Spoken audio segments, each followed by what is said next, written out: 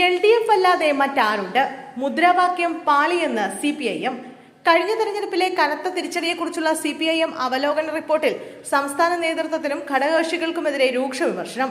LDF മുന്നോട്ട് വെച്ച തെരഞ്ഞെടുപ്പ് മുദ്രാവാക്യവും പ്രകടന പത്രികയും ജനങ്ങളെ ആകർഷിക്കുന്നതിൽ പൂർണ്ണമായും പരാജയപ്പെട്ടെന്നാണ് പാർട്ടി സംസ്ഥാന സമിതി അംഗീകരിച്ച റിവ്യൂ റിപ്പോർട്ടിലെ പ്രധാന കണ്ടെത്തൽ.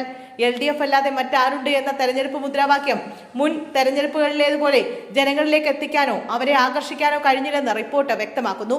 പ്രകടന പത്രികയും വേണ്ടത്ര ആകർഷകമായിരുന്നില്ല. ഇതിനു പുറമെ പാർട്ടി നേതാക്കളുടെയും പ്രവർത്തകരുടെയും മോശം പെരുമാറ്റത്തെക്കുറിച്ച് ജനങ്ങളിൽ നിന്ന് വ്യാപക പരാതികളുണ്ടെന്ന് റിപ്പോർട്ടിൽ പറയുന്നു.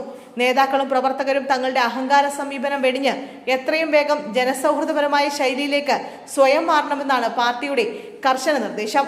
പാർട്ടിക്കകത്തുണ്ടായ തെറ്റായ പ്രവണതകൾ ജനങ്ങൾക്കിടയിൽ വലിയ അവമതിപ്പുണ്ടാക്കി.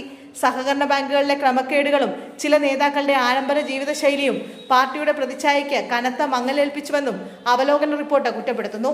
സ്ഥാനാർത്ഥി നിർണയത്തിൽ സംസ്ഥാന നേതൃത്വത്തിന് പിഴവ് സംഭവിച്ചിട്ടില്ലെന്ന് പാർട്ടി സെക്രട്ടറി MV ഗോവിന്ദൻ നേരത്തെ ആവർത്തിച്ചിരുന്നെങ്കിലും റിപ്പോർട്ടിൽ സംസ്ഥാന സെക്രട്ടേറിയറ്റിനും സംസ്ഥാന കമ്മിറ്റിക്കും ഗുരുതര വീഴ്ച പറ്റിയതായി പാർട്ടി സമ്മതിക്കുന്നു. തളിപ്പറമ്പിലെയും പയ്യന്നൂരിലെയും സ്ഥാനാർത്ഥി നിർണയത്തിൽ സംസ്ഥാന നേതൃത്വത്തിന് വീഴ്ച പറ്റി. ജില്ലാ കമ്മിറ്റി ശുപാർശ ചെയ്ത പേരുകൾ കണ്ണുംപൂട്ടി അംഗീകരിക്കുകയായിരുന്നു. തളിപ്പറമ്പിൽ PK ശ്യാമളയുടെ സ്ഥാനാർത്ഥിത്വം സംസ്ഥാന നേതൃത്വത്തിന് വേണമെങ്കിൽ തള്ളാമായിരുന്നു. പയ്യന്നൂരിൽ TI മധുസൂദനെ മാറ്റി നിർത്താൻ പാർട്ടി നേതൃത്വം തയ്യാറാകണമായിരുന്നുവെന്നും റിപ്പോർട്ടിൽ പരാമർശമുണ്ട്. പാർട്ടി നിർദ്ദേശം ലംഘിച്ച് വിമതന്മാർ മത്സരിച്ചത് പാർട്ടിയുടെ മതിപ്പ് കുറയ്ക്കാനും എതിരാളികൾക്ക് ആയുധം നൽകാനും ഇടയാക്കി. തോൽവിയിൽ ഘടകകക്ഷികളെയും CPIM റിപ്പോർട്ടിൽ രൂക്ഷമായി വിമർശിക്കുന്നുണ്ട്. ചാത്തന്നൂരിലെയും ചടയമംഗലത്തെയും പരാജയത്തിന് കാരണം CPIയിലെ ആഭ്യന്തര സംഘടനാ പ്രശ്നങ്ങളാണെന്നാണ് CPIMന്റെ കണ്ടെത്തൽ.